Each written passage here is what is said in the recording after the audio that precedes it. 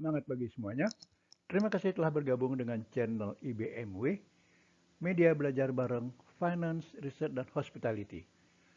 Kita membahas Revenue Management, RM, dengan topik Comset dan Analisis SWOT bagian 4 yang merupakan kelanjutan dari bagian 3 pada sesi 9. Sebelum memulai sesi ini, silakan tekan tombol subscribe, like, dan share sebagai dukungan dan pemotivasi untuk pengembangan channel ini.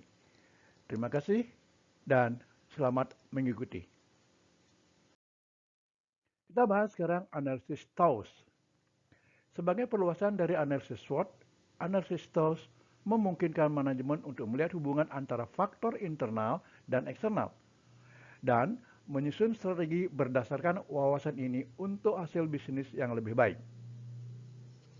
Untuk analisis TOWS, manajemen harus memperluas matriks SWOT 2x2 dengan 4 kotak tambahan dan memberi label. Matriks TOWS berasal dari model analisis SWOT yang merupakan singkatan dari kekuatan dan kelemahan internal suatu organisasi atau hotel dan peluang dan ancaman eksternal yang dihadapi oleh bisnis atau hotel.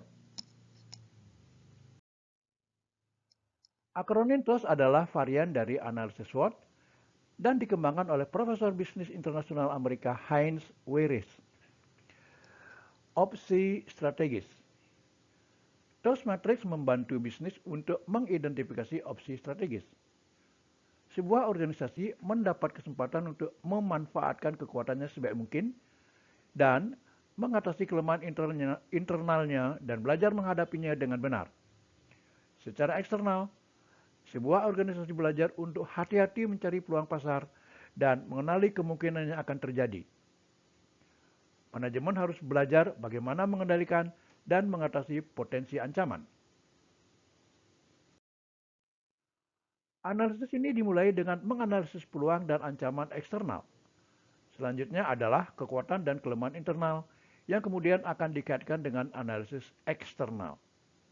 Dan disinilah analisis TOWS mengungguli analisis SWOT tradisional.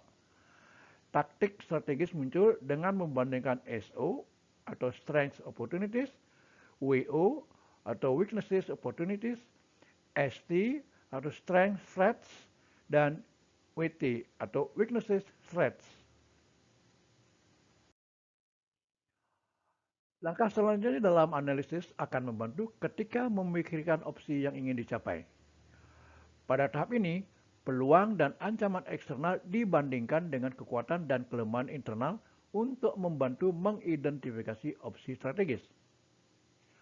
Kekuatan internal dan peluang eksternal atau SO, yaitu bagaimana manajemen dapat menggunakan kekuatan untuk mendapatkan keuntungan dari peluang eksternal yang ada. Kekuatan internal dan ancaman eksternal atau ST, yaitu bagaimana manajemen bisa mendapatkan keunggulan dari kekuatan untuk menghindari atau mengurangi potensi ancaman eksternal. Kelemahan internal dan peluang eksternal atau WO, yaitu bagaimana manajemen dapat menggunakan peluang untuk mengatasi kelemahan internal organisasi. Kelemahan internal dan ancaman eksternal atau WT, yaitu bagaimana manajemen dapat meminimalkan kelemahan dan dengan demikian menghindari potensi ancaman. Selanjutnya kita kaji langkah-langkah tersebut pada matriks di bawah ini. Kita lihat pada matriks ini yang mengkaji internal faktor yang terdiri dari strengths dan weaknesses serta external faktor yang mengkaji peluang dan ancaman. Selanjutnya pada kotak antara strengths dan opportunities akan dibahas SO strategis dan antara weakness dan opportunities akan dibahas WO strategis. Selanjutnya antara threat dan strength akan dibahas ST strategis, strength and threat strategis. Serta selanjutnya dan yang terakhir adalah akan dikaji antara kelemahan dan ancaman strategis atau WT strategis. Sesuai dengan matriks TOWS, mula-mula dilihat pada ancaman dan peluang. selanjutnya diikuti oleh kelemahan dan kekuatan internal. Kita bahas yang eksternal. Ancaman yaitu meningkatnya persaingan dari pekerja suatu wilayah yang lebih murah. Peluang yaitu keinginan kuat dari pendidikan kejuruan untuk kemitraan dengan organisasi untuk posisi magang. Internal. Kelemahan yaitu organisasi atau hotel mengambil inisiatif berencana menerima pelanggan dan menunggu pelanggan untuk datang ke hotel. Kekuatan yaitu ada sekelompok besar profesional yang sangat berpengalaman yang bekerja dalam organisasi yang memiliki banyak keahlian. Kita bahas selanjutnya strategi. Faktor-faktor yang disebutkan di atas dapat dihubungkan satu sama lain yang mengarah ke strategi, yaitu strategi SO. Bagaimana organisasi dapat menggunakan keahlian profesional sendiri untuk menanggapi atau menghadapi kebutuhan pusat pendidikan kejuruan. Dengan bermitra, organisasi dapat meyakinkan pusat-pusat pendidikan kejuruan bahwa ada kapasitas yang memadai, pengetahuan, dan pengalaman untuk melatih kaum muda menjadi profesional independen di semua tingkat pendidikan kejuruan.